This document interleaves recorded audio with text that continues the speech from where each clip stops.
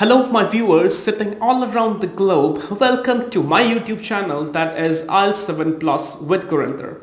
I'm your host Gurinder Singh, and today we are going to discuss about a cue card topic that is an exciting book you read or a book you read recently. And in this cue card, you have to include that when you read it, what is it about, what type of book is it, and at last you have to say why did you find this book exciting.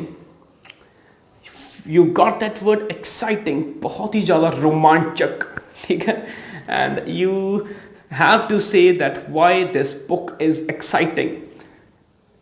किसी भी book बारे discuss कर सकते हो इस Q card ਦੇ ਵਿੱਚ, like ਕੋਈ 10th 'ਚ क्यू ਤੁਸੀਂ रीड ਕੀਤੀ ਹੋਵੇ बुक, ठीक है, उस चीज़ ਨੂੰ भी डिफाइन कर सकते हो, लाइक साइंस, इंग्लिश और any kind of story book, okay. तो डिप्लोमा डिग्री कोई भी बुक ਤੁਸੀਂ ਇਹਦੇ ਵਿੱਚ डिफाइन कर सकते हो, बट ਜਿਹੜਾ ਅੱਜ ਆਪਾਂ ਕੰਟੈਂਟ ਲੈ ਕੇ ਆਏ ਹਾਂ ਉਹ ਬਹੁਤ ਹੀ ਜ਼ਿਆਦਾ ਯੂਨੀਕ ਹੈ। In the unique in the sense भी बहुत ही ज़्यादा रोमांचक है, सब ਨੂੰ ਵਧੀਆ ਲੱਗਦਾ। ਇੱਕ ਹਿਸਟਰੀ ਦਾ ਟੌਪਿਕ ਹੈ, ठीक है। ਆਪਾਂ ਨੂੰ ਇੱਕ ਤਾਂ ਇਹ ਹੈ ਵੀ ਯਾਦ ਬਹੁਤ ਜ਼ਿਆਦਾ ਜਲਦੀ ਹੋ ਜੂ, ਕਿਉਂਕਿ ਉਹ ਇੱਕ ਇਹੋ ਜਿਹੀ ਹਿਸਟਰੀ ਹੈ ਜਿਹਦੇ ਤੇ ਆਪਾਂ ਨੂੰ ਬਹੁਤ ਹੀ ਜ਼ਿਆਦਾ ਮਾਣ ਹੈ। It is about Maharaja Ranjit Singh, ਠੀਕ ਹੈ। ਇਸ ਜਿਹੜਾ ਕਿਊ ਕਾਰਡ ਹੈ ਇਹਦੇ ਵਿੱਚ ਸਭ ਤੋਂ ਜ਼ਿਆਦਾ ਇੰਪੋਰਟੈਂਟ ਕੀ ਹੈ ਵੀ ਆਪਾਂ ਇੱਕ ਰਿਐਲਿਟੀ ਪੇਸ਼ ਕਰੀਏ, ਜਿਹੜੀ ਚੀਜ਼ ਆਪਣੇ ਮਾਈਂਡ ਦੇ ਵਿੱਚ ਸਟਕ ਹੋ ਜੇ, ਠੀਕ ਹੈ। ਉਹਦੇ ਨਾਲ ਕੀ ਹੁੰਦਾ ਵੀ ਤੁਹਾਡੀ ਫਲੂਐਂਸੀ ਬਣੀ ਰਹਿੰਦੀ ਹੈ। ਜਿਸ ਦੀ ਚੀਜ਼ ਨੂੰ ਤੁਸੀਂ ਯਾਦ ਕਰਦੇ ਹੋ, ਕ੍ਰੈਮ ਕਰਦੇ ਹੋ, ਉਹ ਤੁਹਾਡਾ ਬੋਲਣਾ ਡਿਫਿਕਲਟ ਹੈ। ਪਰ ਜਿਹੜੀ ਚੀਜ਼ ਤੁਹਾਡੇ ਦਿਮਾਗ ਦੇ ਵਿੱਚ ਪਹਿਲਾਂ ਹੀ ਹੈ, ਜੇ ਆਪਾਂ ਉਸੇ ਨੂੰ ਦੁਬਾਰਾ ਰੀਕਾਲ ਕਰਕੇ ਆਪਾਂ ਉਸੇ ਨੂੰ ਕਿਊ ਕਾਰਡ ਬਣਾ ਕੇ ਬੋਲੀਏ ਤਾਂ ਉਹ ਤੁਹਾਡੇ ਲਈ ਬਹੁਤ ਹੀ ਜ਼ਿਆਦਾ ਈਜ਼ੀ ਹੋ ਜਾਊਗਾ। ਸੋ in today's topic we are going to discuss about the book we read. It is on Maharaja Ranjit Singh. Okay, first of all मैं तुहानूं दसूंगा भी किवें कंटेंट ਨੂੰ ਆਪਾਂ ਅਪਰੋਚ ਕੀਤੀ ਹੈ, ਕਿਊ ਕਾਰਡ ਨੂੰ ਕਿਵੇਂ ਅਪਰੋਚ ਕਰਨੀ ਹੈ, ठीक है, किस तरह की स्टोरी है तो किहे जे वोकैबुलरी वर्ड्स आप यूज़ किए हैं वो सारे पहला आप डिस्कस करांगे। Then I will give you a sample answer, okay. But if you are a new subscriber please do subscribe my channel, क्योंकि एक स्टूडेंट सीगा उन्हें मैंने रिक्वेस्ट की थी भी प्लीज़ सर तुसीं फॉलोअप्स से भी वीडियो बनाया करो।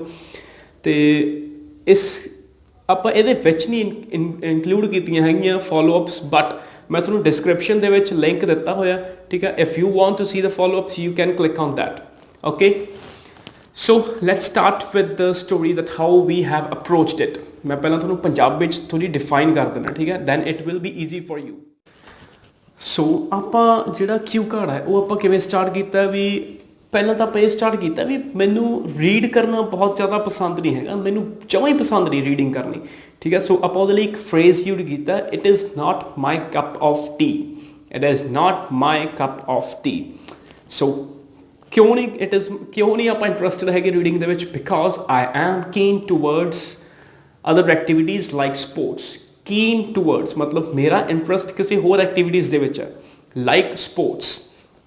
ਸੋ ਨੈਕਸਟ ਆਪਾਂ ਕੀ ਕੀਤਾ ਵੀ ਮੈਨੂੰ ਰੀਡ ਕਰਨਾ ਨਹੀਂ ਪਸੰਦ ਹੈਗਾ, ਪਰ ਕਿਉਂ ਨਹੀਂ ਪਸੰਦ, ਕਿਉਂਕਿ ਮੈਂ ਇੱਕ ਅਲੱਗ ਚੀਜ਼ਾਂ ਦੇ ਵਿੱਚ ਮੇਰਾ ਇੰਟਰਸਟ ਹੈ, ਲਾਈਕ ਸਪੋਰਟਸ ਔਰ anything else you can say, ਠੀਕ ਹੈ। ਬਟ ਮੈਨੂੰ ਇੱਕ ਵਾਰ ਯਾਦ ਹੈ ਵੀ ਮੈਨੂੰ ਮੇਰੇ ਗ੍ਰੈਂਡਫਾਦਰ ਨੇ ਇੱਕ ਬੁੱਕ ਗਿਫਟ ਕੀਤੀ ਜਿਹੜੀ ਕਿ ਸੀਗੀ ਮਹਾਰਾਜਾ ਰਣਜੀਤ ਸਿੰਘ ਤੇ ਉਹਨਾਂ ਨੇ ਮੈਨੂੰ ਬਹੁਤ ਹੀ ਜ਼ਿਆਦਾ ਫੋਰਸ ਕੀਤਾ ਉਹ ਬੁੱਕ ਰੀਡ ਕਰਨ ਲਈ, ਠੀਕ ਹੈ। ਜਦੋਂ ਉਹਨਾਂ ਨੇ ਮੈਨੂੰ ਫੋਰਸ ਕੀਤਾ ਫਿਰ ਮੈਂ ਬਹੁਤ ਜ਼ਿਆਦਾ ਫਰਸਟਰੇਟ ਹੋ ਗਿਆ, ਖਿੱਚ ਗਿਆ, ਮੈਂ ਬਹੁਤ ਜ਼ਿਆਦਾ ਫਰਸਟਰੇਟ ਹੋ ਗਿਆ। ਫਿਰ ਉਸ ਤੋਂ ਬਾਅਦ ਜਦੋਂ ਮੈਂ ਉਹਨਾਂ ਨੇ ਕੰਪੈਲ ਕਰਨ 'ਤੇ ਜਦੋਂ ਮੈਂ ਬੁੱਕ ਰੀਡ ਕੀਤੀ, ਠੀਕ ਹੈ, ਤਾਂ ਮੈਨੂੰ ਲੱਗਿਆ ਵੀ ਬੁੱਕ ਬਹੁਤ ਇੰਟਰਸਟਿੰਗ ਹੈ। ਇੰਟਰਸਟਿੰਗ ਦੀ ਜਗ੍ਹਾ 'ਤੇ ਆਪਾਂ ਵਰਡ ਯੂਜ਼ ਕੀਤਾ ਕੰਪੈਲਿੰਗ। ਕੰਪੈਲਿੰਗ ਮਤਲਬ ਵੀ ਇੰਟਰਸਟਿੰਗ ਦਾ ਸਿਨੋਨਿਮ ਹੈ, it is the synonym of interesting, that this book was so compelling, ਠੀਕ ਹੈ। ਫਿਰ ਮੈਨੂੰ ਬਹੁਤ ਹੀ ਜ਼ਿਆਦਾ ਐਕਸਾਈਟਿੰਗ ਲੱਗੀ ਬੁੱਕ। ਉਸ ਤੋਂ ਬਾਅਦ ਜਦੋਂ ਮੈਂ ਉਹਨੂੰ ਰੀਡ ਕੀਤਾ, ਮੈਂ ਉਹਨੂੰ ਤਕਰੀਬਨ ਇਸ ਬੁੱਕ ਨੂੰ ਰੀਡ ਕਰਨ ਲਈ 15 ਦਿਨ ਲੱਗ ਗਏ, ਠੀਕ ਹੈ। ਅਤੇ 15 ਦਿਨ ਜਦੋਂ ਮੈਂ ਰੀਡ ਕਰਨ ਲੱਗ ਗਿਆ ਇਸ ਬੁੱਕ ਨੂੰ, ਮੈਂ ਬਾਕੀ ਸਾਰਾ ਕੁਛ ਹੀ ਭੁੱਲ ਗਿਆ, ਠੀਕ ਹੈ, ਬਾਕੀ ਸਾਰਾ ਕੁਛ ਭੁੱਲ ਗਿਆ। ਉਸ ਨੂੰ ਕਿਸ ਤਰ੍ਹਾਂ ਡਿਫਾਈਨ ਕੀਤਾ ਆਪਾਂ, you can say that the story ਗ੍ਰੈਬਡ me from page 1, the story ਗ੍ਰੈਬਡ me from page 1। ਪਹਿਲੇ ਪੰਨੇ ਤੋਂ ਹੀ ਮੈਨੂੰ ਇਹ ਸਟੋਰੀ ਨੇ ਆਪਣੇ ਤਰਫ ਖਿੱਚ ਪਾ ਲਈ, ਗ੍ਰੈਬ ਕਰ ਲਿਆ, ਠੀਕ ਹੈ। तो उस तो बाद आप एंड किवें करांगे भी मैनू की कुछ सीखण नूं मिलिया। मैनू बहुत चीज़ां सीखण नूं मिलियां, जिवें एक तो हैगी आ भी ब्रिटिशर्स ने, जिहड़े ब्रिटिशर्स ने इंडिया ते रूल किया फॉर 200 ਈਅਰਸ 200 ਸਾਲ ਤੱਕ ਬ੍ਰਿਟਿਸ਼ਰਸ ਨੇ ਇੰਡੀਆ ਤੇ ਰੂਲ ਕੀਤਾ, ਪਰ ਪੰਜਾਬ ਤੇ ਉਹ ਸਿਰਫ 100 ਸਾਲ ਰਾਜ ਕਰ ਪਾਏ। ਕਿਉਂ? Because of a brilliant king. ਠੀਕ ਹੈ, ਕਿੰਗ ਨੂੰ ਆਪਾਂ ਇੱਕ ਹੋਰ ਵਰਡ ਨਾਲ ਡਿਫਾਈਨ ਕੀਤਾ, ਉਹ ਹੈਗਾ ਪਾਇਸ। ਪਾਇਸ ਹੁੰਦਾ religious, that the king was so pious। ठीक है, and next is a real page turner।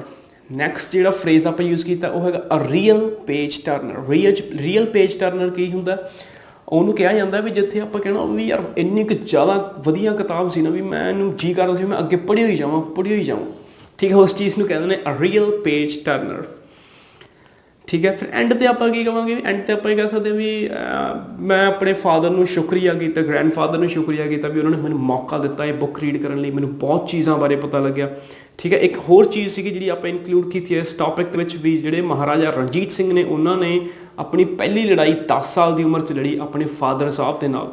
ਠੀਕ ਹੈ, ਇਹ ਬਹੁਤ ਹੀ ਜ਼ਿਆਦਾ ਮਾਣ ਵਾਲੀ ਗੱਲ ਹੈ। ਠੀਕ ਹੈ, ਆਪਾਂ ਉਸ ਚੀਜ਼ ਨੂੰ ਡਿਸਕ੍ਰਾਈਬ ਕਰਾਂਗੇ। ਠੀਕ ਹੈ, so let's start with a sample. Well, honestly, reading is not my cup of tea. I am more keen towards sports. But I remember once I have read a book which was all about Maharaja Ranjit Singh, who was the most pious emperor of Punjab. This book was gifted to me by my grandfather and he forced me to read that book. At first I got really frustrated, but when I started reading it, it was so compelling that it grabbed me from the page one. It took me 15 days to complete that book. After reading it, I understood that why my grandfather was forcing me to read it. It was so motivating that at the end my thinking was totally changed. There were numerous of things which I got to know after reading it, like one is that Britishers ruled over India for 200 years, but they were able to control on Punjab just for 100 years because of the brave and an intelligent king. Most interestingly, he was just 10-year-old when he fought his first battle accompanying his father. This statement actually blew my mind. I must say that this book was a real page turner. I was so engrossed in it that I forgot everything else. So this was one of my great read all about. So here we end up with this cue card. ਇੱਥੇ ਦੋ ਆਪਾਂ words ਥੋੜੇ ਮੈਂ ਤੁਹਾਨੂੰ skip ਹੋ ਗਏ ਸੀਗੇ ਦੱਸਣੇ। ਇੱਕ ਤਾਂ ਸੀਗਾ engross ਹੁੰਦਾ ਕਿਸੇ ਚੀਜ਼ ਦੇ ਵਿੱਚ ਖੁੱਭ ਜਾਣਾ, ਮਤਲਬ ਵੀ ਇੰਨਾ ਕੁ ਜ਼ਿਆਦਾ ਉਸ ਚੀਜ਼ ਦੇ ਵਿੱਚ ਖੁੱਭ ਜਾਣਾ ਵੀ ਬਾਕੀ ਸਾਰਾ ਕੁਛ ਭੁੱਲ ਗਿਆ, ਉਹਨੂੰ ਕਹਿੰਦੇ ਐਨਕ੍ਰੋਸ। ਇਸੇ ਚੀਜ਼ ਨਾਲ ਆਪਾਂ ਲੈ ਕੇ ਯੂਜ਼ ਕੀਤਾ ਵੀ I was so engrossed in that book that I forgot everything else. ਠੀਕ ਹੈ, ਵੀ ਉਹਦੇ ਵਿੱਚ ਇੰਨਾ ਕੁ ਜ਼ਿਆਦਾ ਖੁੱਭ ਗਿਆ ਸੀ ਮੈਂ। ਠੀਕ ਹੈ, ਇੱਕ ਆਪਾਂ ਲਾਸਟ ਤੇ ਵਰਡ ਯੂਜ਼ ਕੀਤਾ ਸੀਗਾ ਵੀ so this was one of my great read all about. Great read ਦਾ ਮਤਲਬ ਹੁੰਦਾ ਵੀ ਇੱਕ ਬਹੁਤ ਹੀ ਜ਼ਿਆਦਾ ਵਧੀਆ ਬੁੱਕ ਜਿਹੜੀ ਮੈਂ ਰੀਡ ਕੀਤੀ ਉਹ ਇਸ ਚੀਜ਼ ਬਾਰੇ ਸੀ। ਠੀਕ ਹੈ, ਉਹ ਇਸ ਚੀਜ਼ ਨੂੰ ਡਿਫਾਈਨ ਕਰਦਾ ਗ੍ਰੇਟ ਰੀਡ। ਠੀਕ ਹੈ, ਜੇ ਤਾਂ ਤੁਹਾਨੂੰ ਵੀਡੀਓ ਵਧੀਆ ਲੱਗੀ ਹੋਵੇ ਤਾਂ please do subscribe and share ਜ਼ਰੂਰ ਕਰਿਓ ਅਤੇ ਆਪਣੇ ਕਮੈਂਟਸ ਜ਼ਰੂਰ ਛੱਡਿਓ ਵੀ ਤੁਹਾਨੂੰ ਕਿਵੇਂ ਲੱਗੀ ਵੀਡੀਓ, ਤੁਹਾਡੇ ਲਈ ਯੂਜ਼ਫੁਲ ਸੀ ਜਾਂ ਨਹੀਂ। And if you want any kind of information or you want any kind of help, you can call me at my contact number which is given in the description and is on this video. Okay.